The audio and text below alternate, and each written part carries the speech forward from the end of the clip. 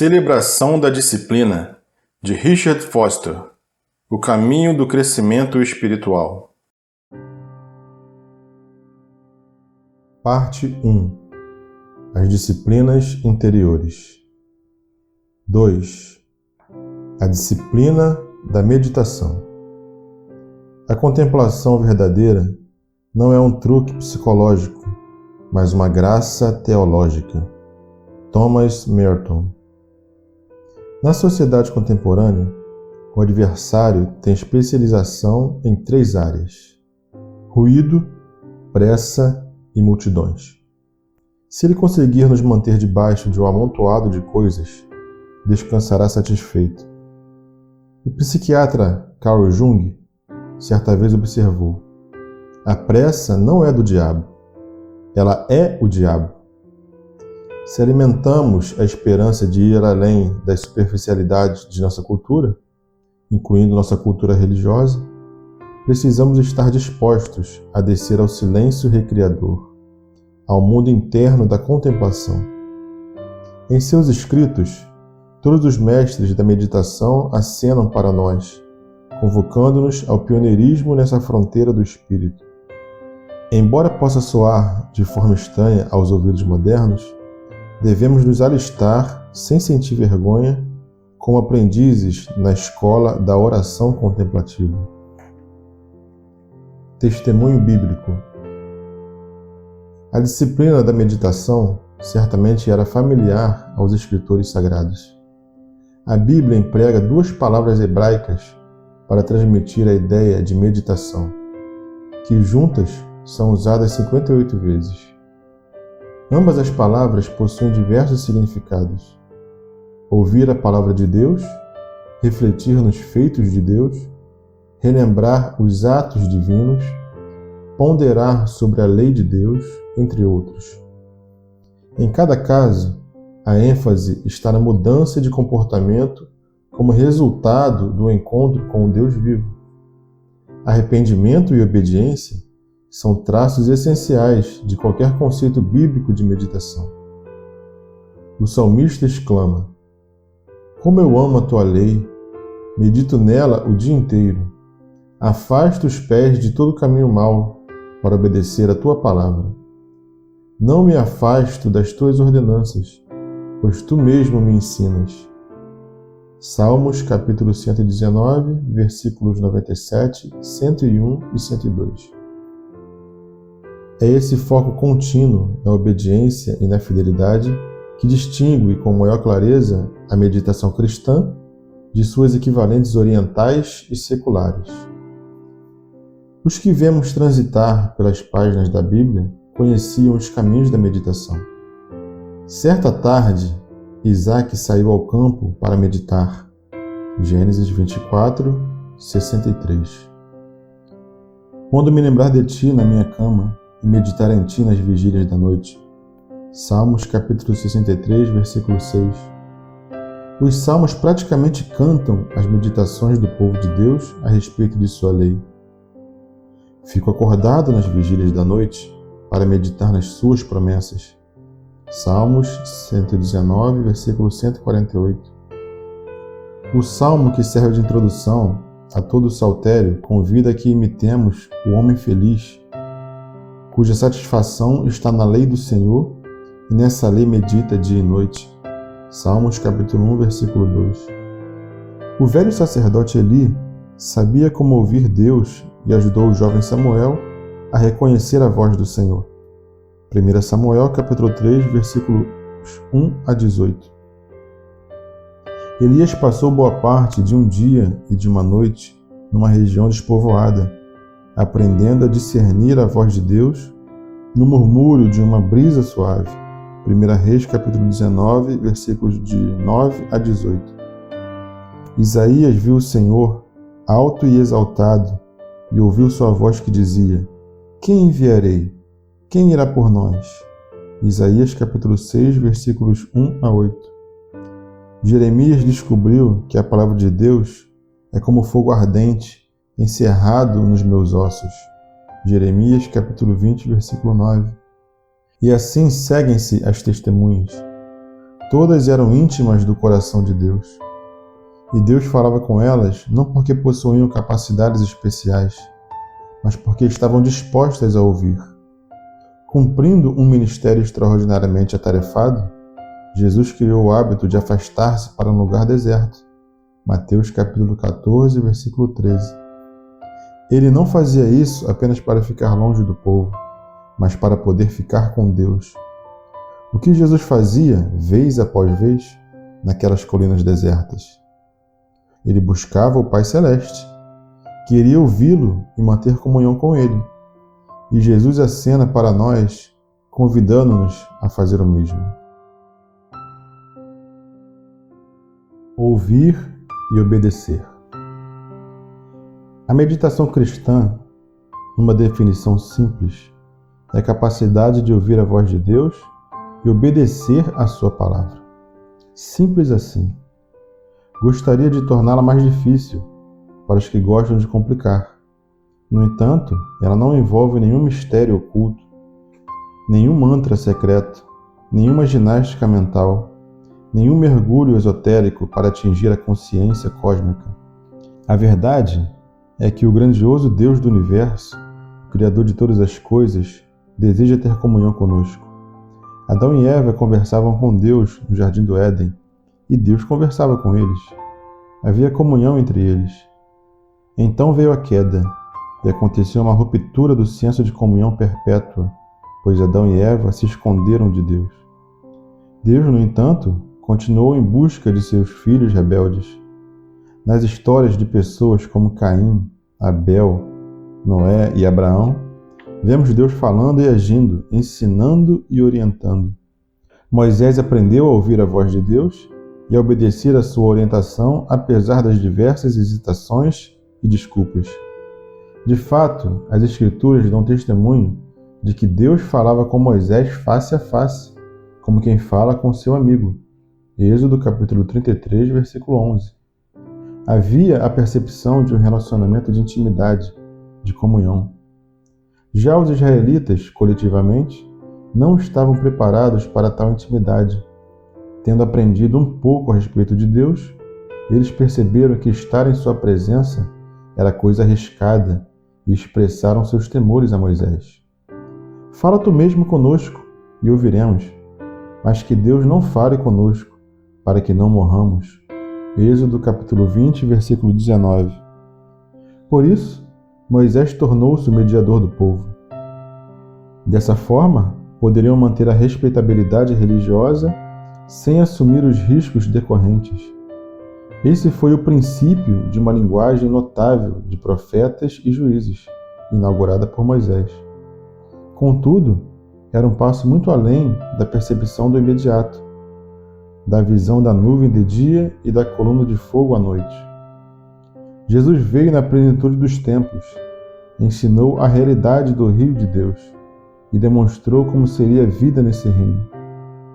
Ele estabeleceu uma comunhão viva, pela qual veriam nele o Redentor e Rei, dando-lhe ouvidos em todas as coisas e obedecendo a ele em todas as ocasiões. No relacionamento íntimo que mantinha com o Pai, Jesus mostrou-nos o modelo para a realidade do que significa escutar e obedecer. Eu lhes digo verdadeiramente que o Filho não pode fazer nada de si mesmo. Só pode fazer o que vê o Pai fazer, porque o que o Pai faz, o Filho faz também. João capítulo 5, versículo 19. Por mim mesmo nada posso fazer, eu julgo apenas conforme ouço. João capítulo 5, versículo 30. As palavras que eu lhes digo não são apenas minhas, ao contrário. O Pai que vive em mim está realizando sua obra. João capítulo 14, versículo 10. Quando Jesus aconselhou os discípulos a permanecer nele, eles entenderam o que ele queria dizer, pois Jesus permanecia no Pai. Ele declarou ser o bom pastor. João capítulo 10, versículo 11. Ele afirmou que suas ovelhas conheceriam sua voz. João capítulo 10, versículo 4. Ele prometeu que o Consolador viria, o Espírito da Verdade, que nos guiaria a toda a verdade. João capítulo 16, versículo 13. Em seu segundo livro, Lucas afirma sem rodeios que Jesus, depois de ressuscitar e subir aos céus, continuaria a fazer e a ensinar, mesmo que as pessoas não conseguissem enxergá-lo a olho nu. Atos capítulo 1, versículo 1. Pedro e Estevão apontam Jesus como cumprimento da profecia de Deuteronômio capítulo 18, versículo 15, que prevê a chegada de um profeta semelhante a Moisés, que falaria e a quem as pessoas deveriam ouvir e obedecer. Atos capítulo 3, versículo 22 e capítulo 7, versículo 37.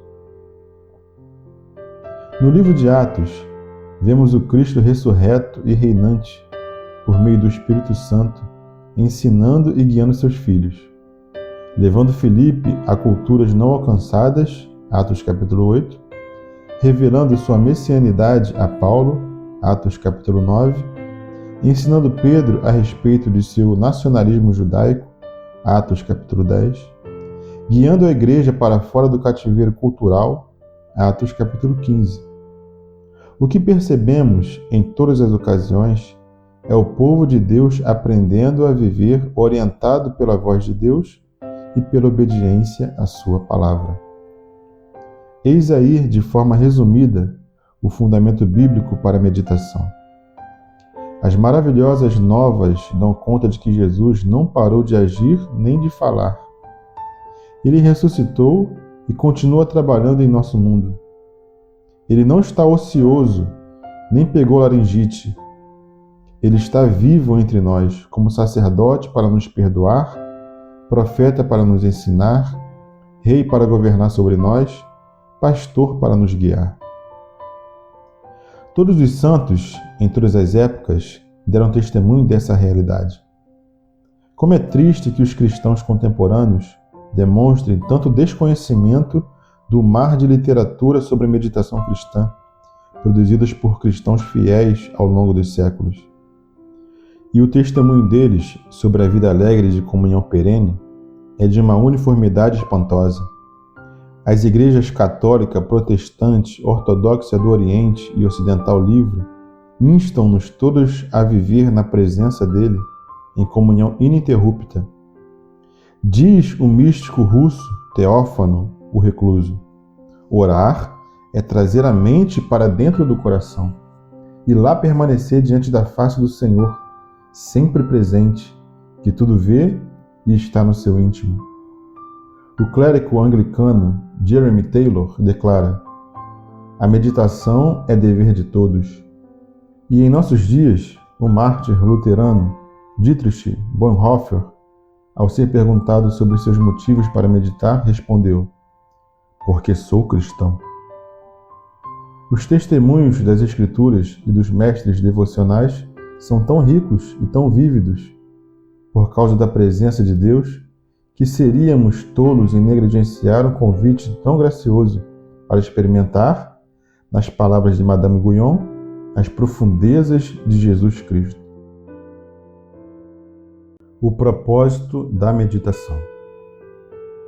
Na meditação, desenvolvemos-nos naquilo que Thomas A. Kempis chama amizade familiar com Jesus Cristo, deixando-nos envolver pela luz e pela vida do Senhor e começando a nos sentir confortáveis nessa postura. A presença contínua de Jesus, onipresença, como costumamos dizer, deixa de ser um dogma teológico e passa a ser uma realidade radiante. Ele anda comigo e conversa comigo, deixa de ser jargão religioso. Em vez disso, transforma-se numa descrição real da vida diária. Por favor, entenda-me, não estou falando de nenhuma espécie de relacionamento piegas e leviano entre dois camaradas. Esse sentimentalismo só pode indicar quão pouco conhecemos e distantes estamos do Senhor, alto e exaltado, revelado a nós nas Escrituras. João relata que quando viu o Cristo reinante, caiu a seus pés como morto. Apocalipse capítulo 1, versículo 17. Deveríamos fazer o mesmo? Não. Na verdade, estou falando de uma realidade semelhante à vivenciada pelos discípulos no cenáculo, quando experimentaram uma intimidade intensa, aliada a uma reverência sublime. Na meditação, criamos o espaço emocional e espiritual que permite a Cristo edificar um santuário interno em nosso coração. O maravilhoso versículo "Eis que estou à porta e bato" foi escrito originalmente para os cristãos, não para os descrentes. Apocalipse capítulo 3, versículo 20. Nós que entregamos a vida a Cristo, precisamos saber que Ele imensamente anseia cear, ter comunhão conosco. Ele deseja uma festa eucarística perene nesse santuário interior. A meditação abre a porta, e embora estejamos envolvidos em exercícios específicos de meditação, em momentos específicos, o alvo é trazer essa realidade viva para dentro da vida. É um santuário móvel que influencia tudo que somos e fazemos. Esse tipo de comunhão transforma a personalidade. Não há como deixar acesa a chama eterna do santuário interior e permanecer igual, pois o fogo divino consome tudo que é impuro. Nosso Mestre, sempre presente, nos guiará em todos os momentos à justiça, paz e alegria no Espírito. Romanos capítulo 14, versículo 17. Tudo que for estranho a essa caminhada terá de desaparecer.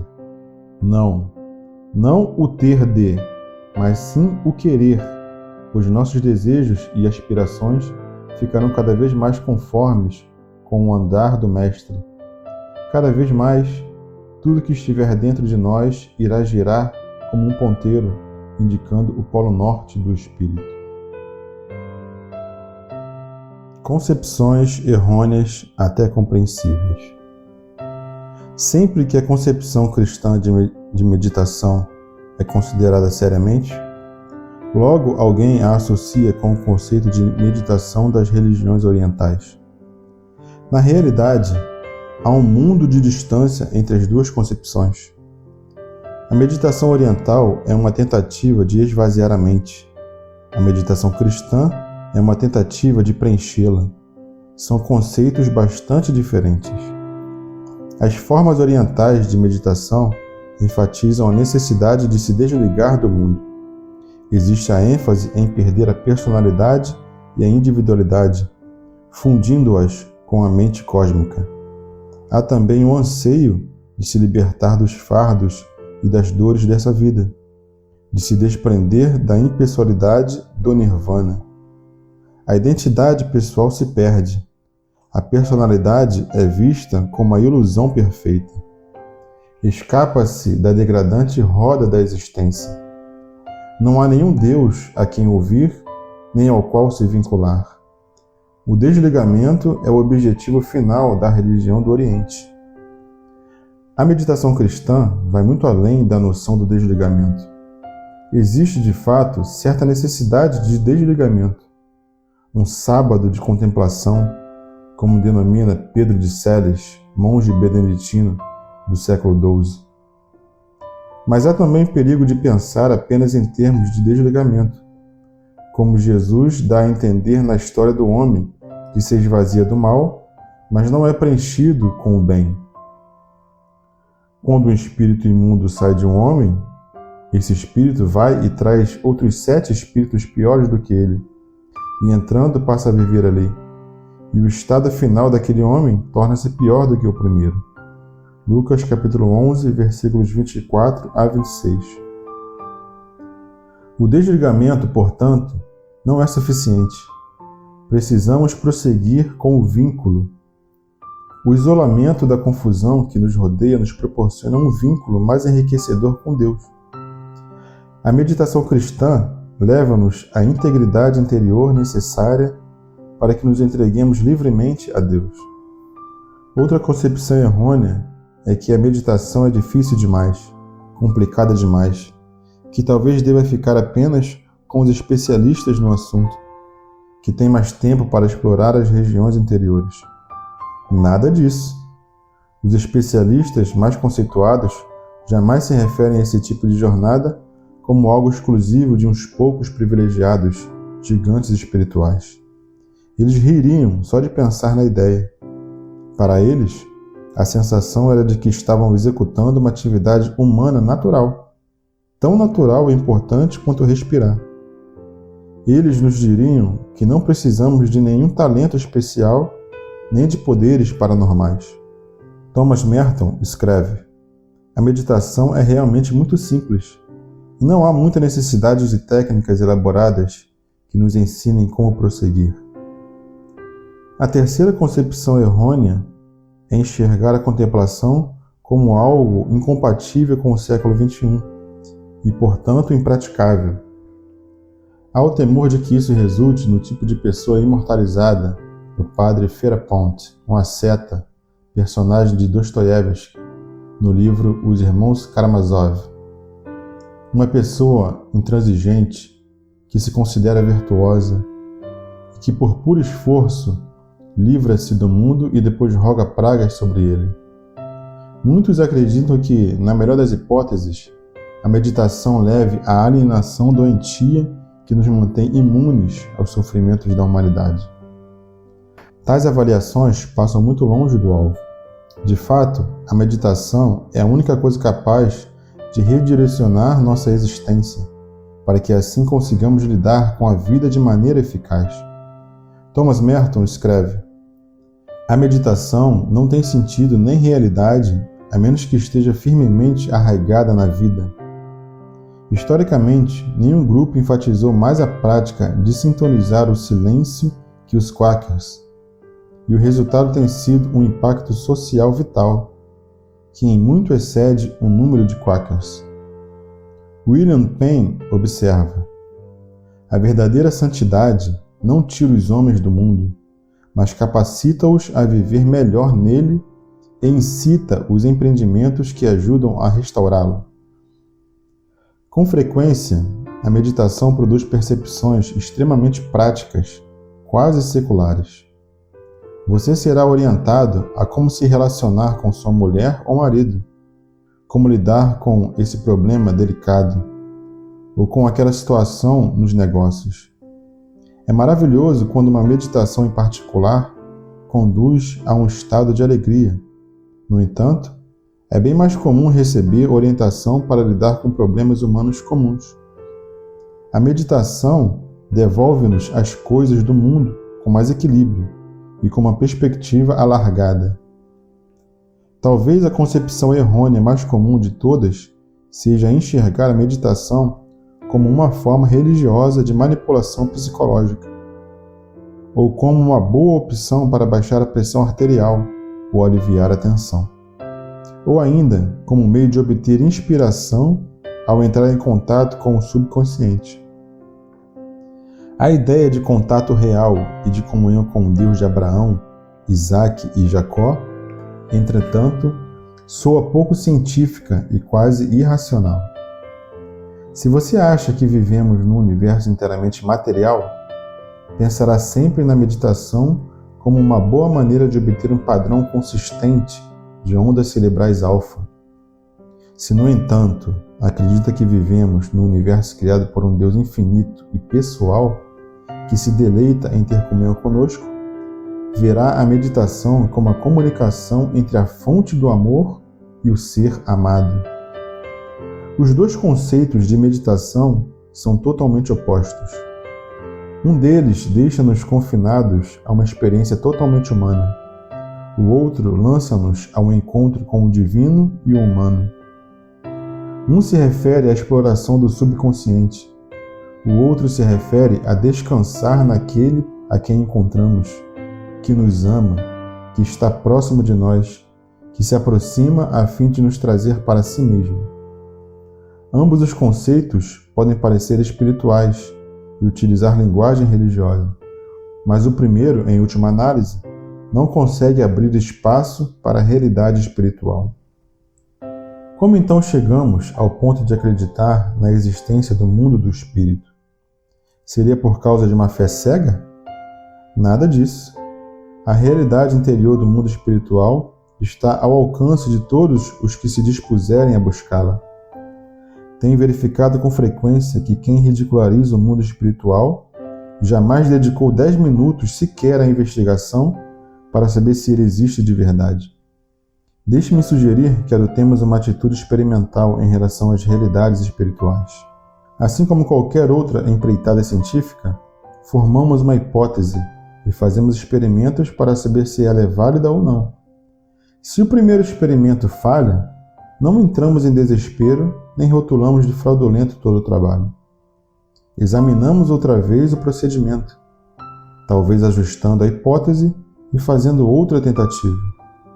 Devemos, no mínimo, ter a honestidade de conceder a essa tarefa o mesmo grau de perseverança que dedicaríamos a qualquer área da ciência. O fato de muitos não terem a disposição de agir assim denuncia não a inteligência que possuem, mas seu preconceito. Desejando a voz viva de Deus. Há momento em que tudo dentro de nós acena positivamente as palavras de Frederick W. Faber. Só sentar-se e pensar em Deus. Ah, que júbilo isso dá! Pensar o pensamento, o nome respirar. Na terra maior bem-aventurança não há. Contudo, os que meditam sabem que a reação mais frequente é a inércia espiritual, a gelidez e a falta de desejo. Os seres humanos parecem ter a tendência perpétua de arrumar alguém para falar com Deus em seu lugar. Ficamos satisfeitos de receber uma mensagem de segunda mão. Um dos erros fatais dos israelitas foi insistir em ter um rei humano, em vez de descansar no governo teocrático de Deus. É possível detectar uma nota triste nas palavras do Senhor. Foi a mim que rejeitaram como rei. 1 Samuel capítulo 8, versículo 7. A história da religião nada mais tem sido que o relato de uma luta para conseguir um rei, um mediador, um sacerdote, um pastor, um intermediário. Assim, esquivamo-nos de ir a Deus por nós mesmos.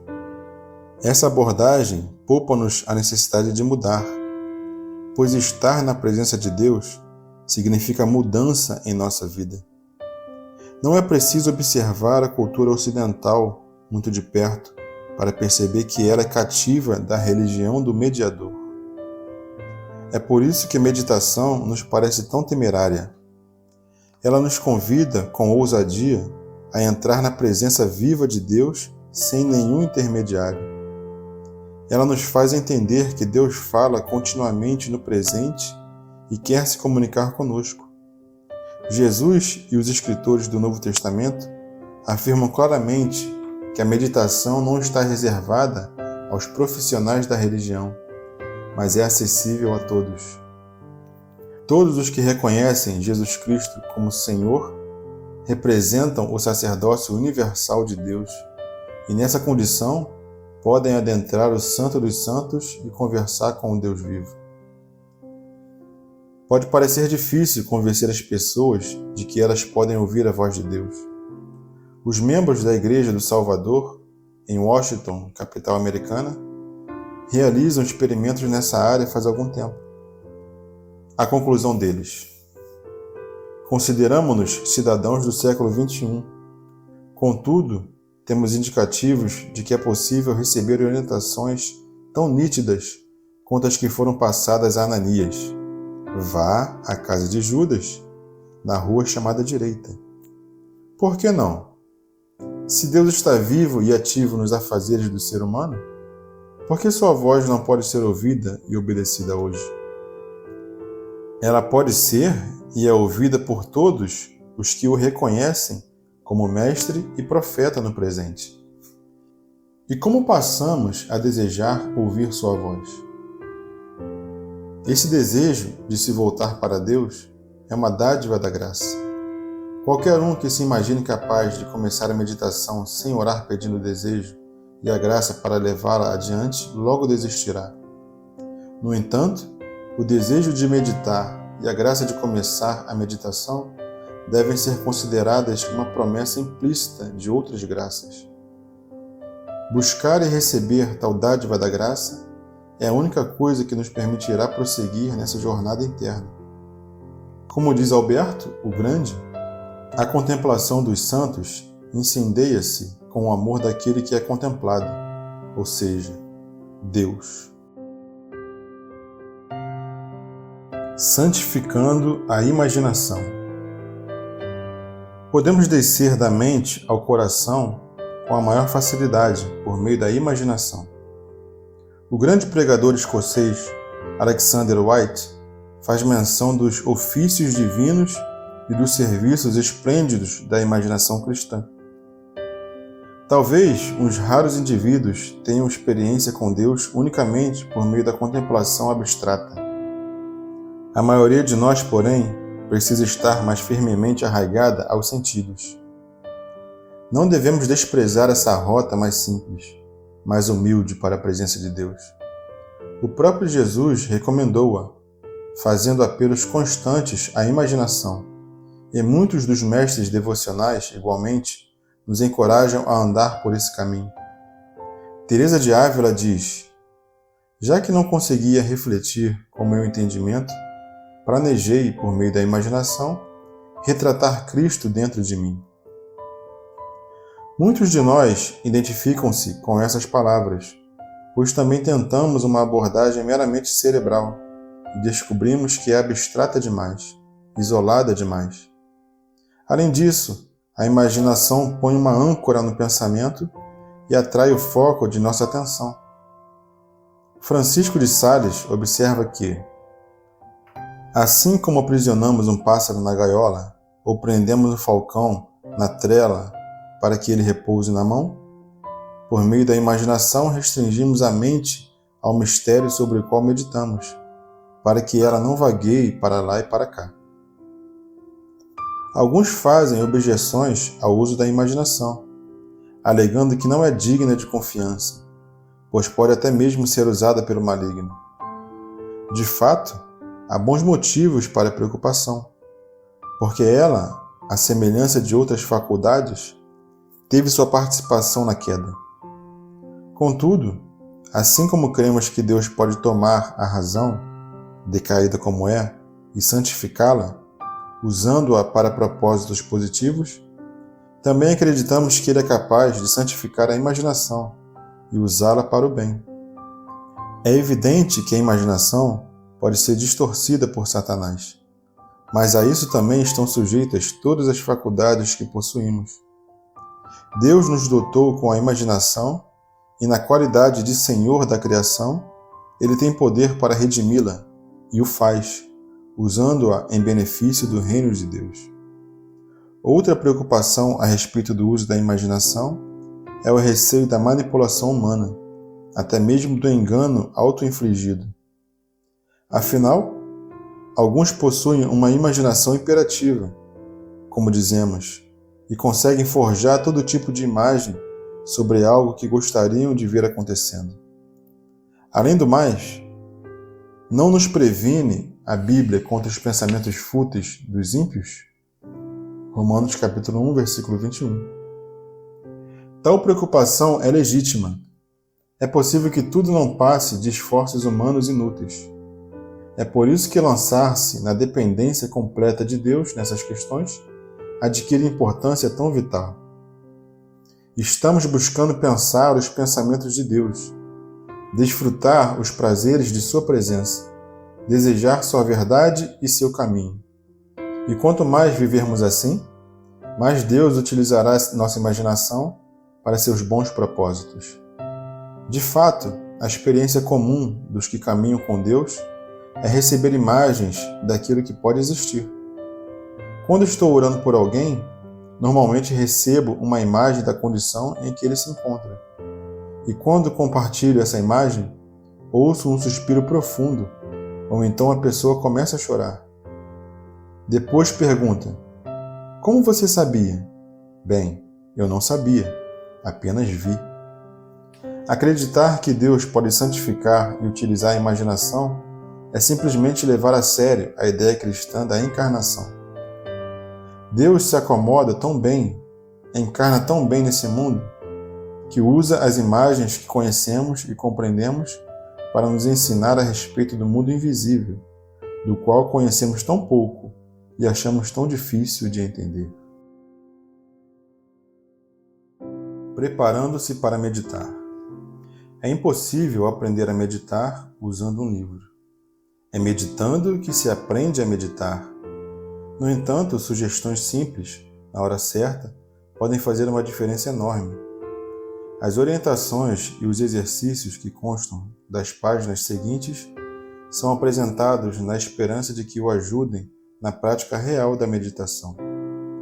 Não são leis, nem têm a intenção de restringir seus métodos. Existe um momento adequado para a meditação. Mas quando se alcança certa proficiência na vida interior, é possível praticar a meditação a qualquer hora, e em quase todas as circunstâncias. O irmão Lourenço, do século XVII, e Thomas Kelly, do século XX, dão testemunhos eloquentes desse fato. Dito isso, faz-se necessário enxergar a importância, tanto para iniciantes quanto para experimentados, de separar uma parte do dia para a meditação regular. Uma vez convencidos de que é preciso separar momentos específicos para a contemplação, temos de nos prevenir contra a ideia de que praticar alguns atos religiosos em determinados momentos significa estar meditando. Esse trabalho, na verdade, envolve toda a nossa vida. É uma tarefa que ocupa as 24 horas do dia. A oração contemplativa é uma forma de vida. Paulo exorta: orem continuamente. 1 Tessalonicenses, capítulo 5, versículo 17. Com um toque bem-humorado, Pedro de Celes observa que aquele que ronca na noite do vício não pode conhecer a luz da contemplação. Portanto, precisamos entender que o nosso dia por inteiro é parte vital na preparação para os momentos específicos de meditação. Se ficarmos presos ao redemoinho das atividades frenéticas, não conseguiremos concentrar-nos nas horas de silêncio interior. A mente atormentada e fragmentada por questões externas dificilmente estará preparada para a meditação. Os pais da igreja falavam com frequência sobre o otium sanctum, o ócio santo, o senso de equilíbrio na vida, a capacidade de se apaziguar em meio às atividades do dia, a habilidade de descansar e deter-se para admirar a beleza, a aptidão de manter um ritmo compassado. Com a tendência que temos de definir as pessoas em termos do que produzem, faremos bem em cultivar o ócio santo. E se temos a expectativa de sucesso no estilo contemplativo, precisamos buscar energicamente o ócio santo, com uma determinação implacável, apesar de nossa agenda. E quanto ao lugar da meditação? Isso será discutido na disciplina da solitude. Assim, umas poucas palavras serão suficientes por hora. Encontre um lugar silencioso, livre de interrupções e afastado de qualquer telefone. Se for possível encontrar um lugar de onde possa contemplar uma bela paisagem, tanto melhor. É melhor ter um local fixo, em vez de ficar à caça de um ponto diferente todos os dias. E quanto à postura?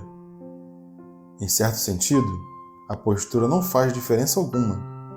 Você pode orar em qualquer lugar, a qualquer hora e em qualquer posição. Ao mesmo tempo, a postura tem importância máxima. O corpo, a mente e o espírito são inseparáveis. A tensão no espírito é como um telegrama, que se expressa na linguagem corporal. Na verdade, já vi pessoas mascarem chiclete vigorosamente durante todo o culto, sem perceber a profunda tensão interna que experimentavam. A postura externa não apenas reflete o estado interno, ela pode alimentar a atitude interna da oração. Se interiormente estamos carregados de distrações e ansiedade, escolher conscientemente uma postura de paz e relaxamento tende a acalmar a turbulência em nosso interior. Não existe nenhuma lei que prescreva a postura correta. Na Bíblia, encontramos as mais diversas, desde ficar prostrado no chão a estar em pé, com as mãos e cabeças levantadas em direção ao céu. Acho que a melhor alternativa é encontrar a posição que seja mais confortável e distraia menos. Richard Rolle, estimado místico do século XIV, preferia sentar-se, porque eu sabia que durava mais do que andando ou em pé ou ajoelhado. Pois sentado, fico em repouso máximo e meu coração mais voltado para cima. Concordo plenamente e acho que o melhor é sentar-se em uma cadeira de encosto vertical, com as costas posicionadas corretamente e os dois pés totalmente apoiados no chão. Ficar com a postura relaxada indica negligência e cruzar as pernas dificulta a circulação. Coloque as mãos sobre os joelhos, com as palmas viradas para cima, como um gesto de receptividade. Às vezes, é bom fechar os olhos para eliminar as distrações e focar a atenção em Cristo. Em outros momentos, será proveitoso refletir sobre uma imagem do Senhor, ou procurar árvores e plantas aprazíveis pelo mesmo motivo. Independentemente de como for feito, o alvo é concentrar a atenção do corpo, das emoções, da mente e do espírito na glória de Deus e na face de Cristo.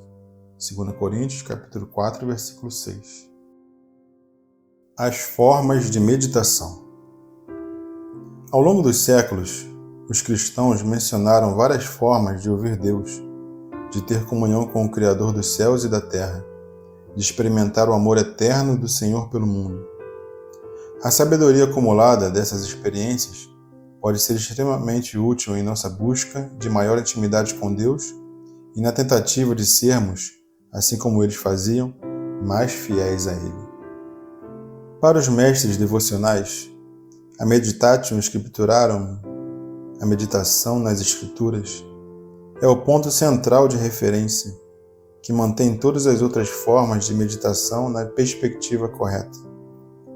Enquanto o estudo das Escrituras gira em torno da exegese, a meditação procura internalizar a passagem e torná-la pessoal.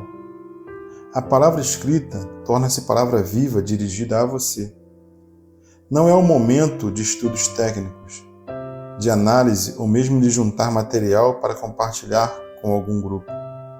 Deixe de lado todas as tendências à arrogância e, com o coração humilde, receba a palavra dirigida a você.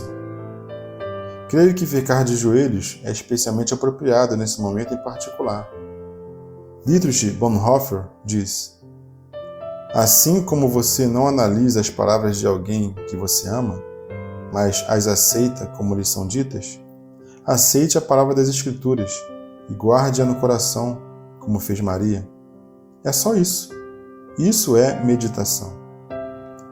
O seminário, fundado por Bonhoeffer em Finkenwald, todos praticavam meia hora de meditação silenciosa sobre as Escrituras.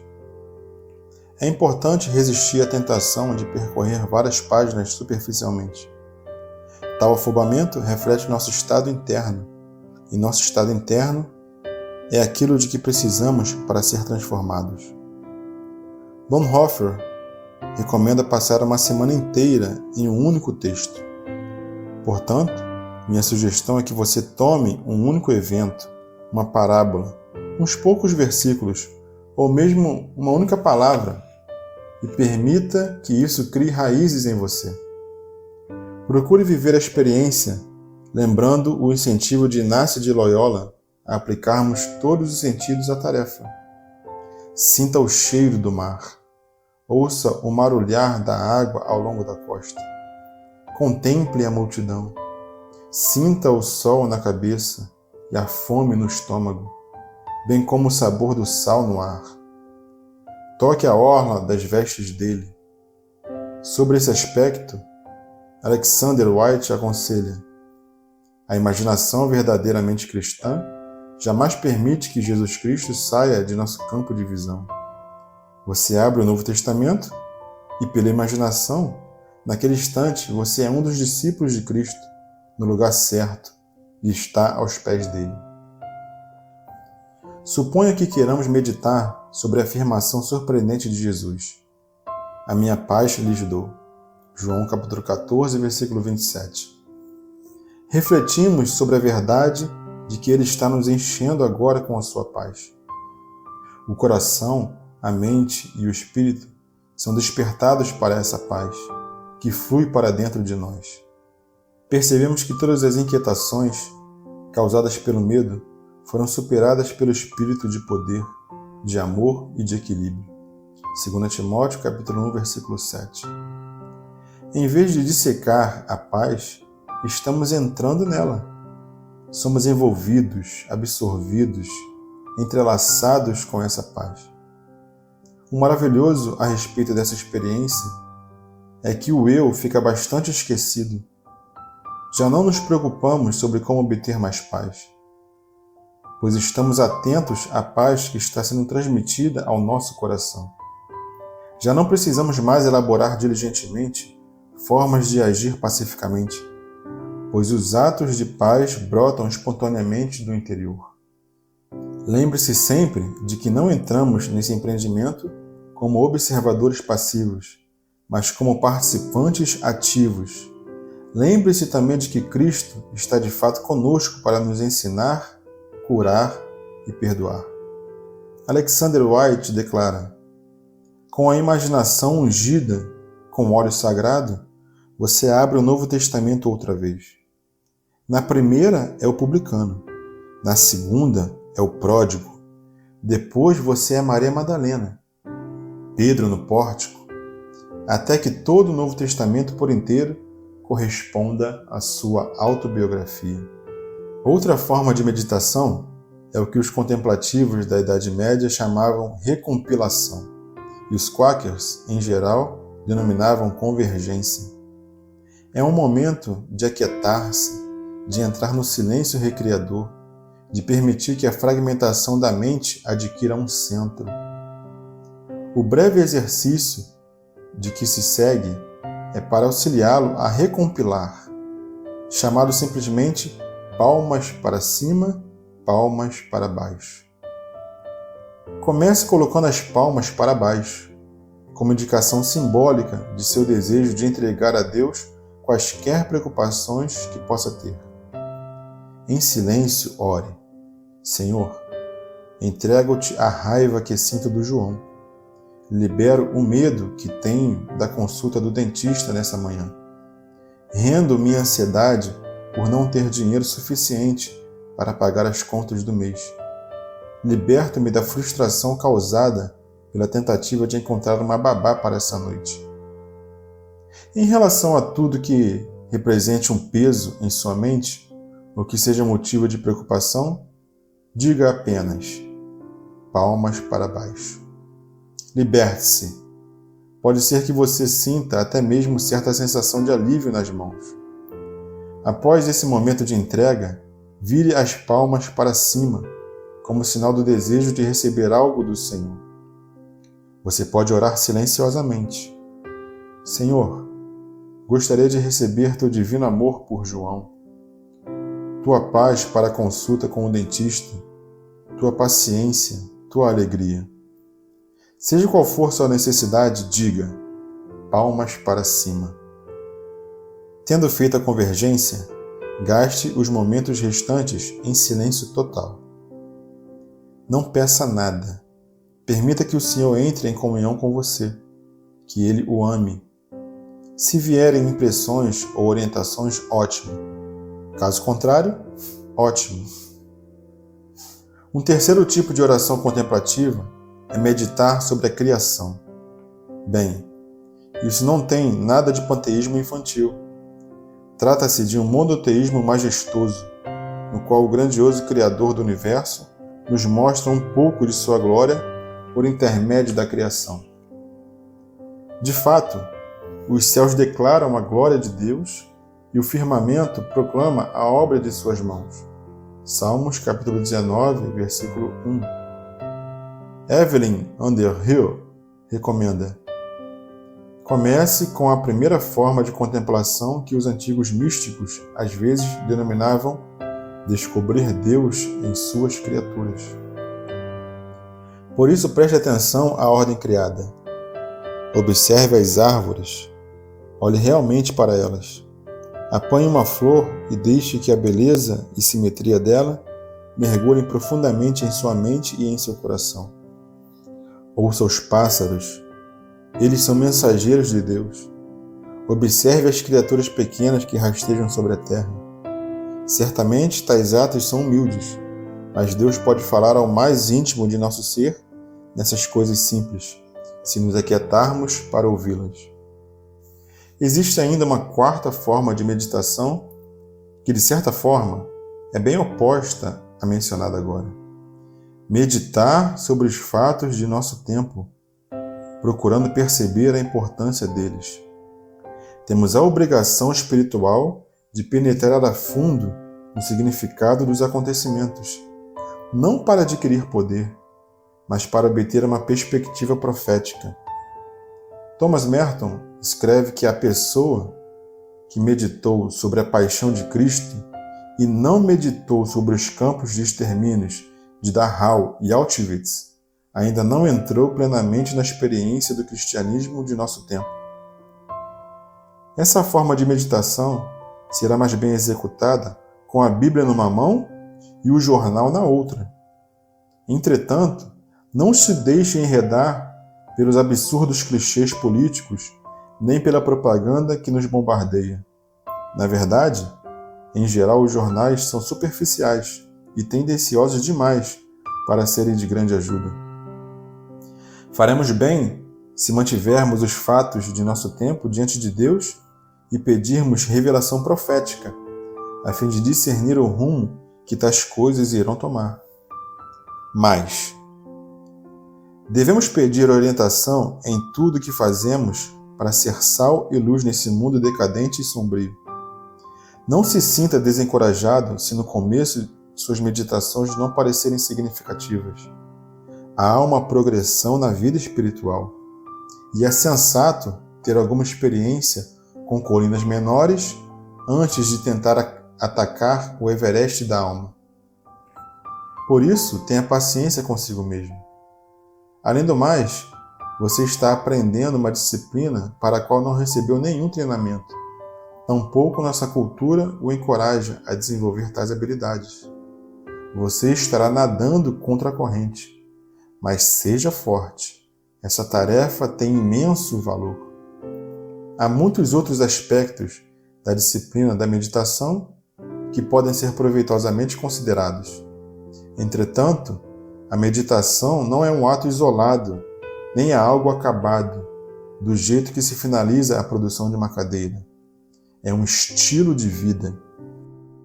Você aprenderá e se desenvolverá continuamente à medida que sondar as regiões profundas do mundo interior. Nota de rodapé C. 2 tópicos intimamente relacionados à meditação serão discutidos na disciplina da solitude: o uso criativo do silêncio e o conceito desenvolvido por João da Cruz, ao qual ele dá um nome bem interessante: a noite escura da alma.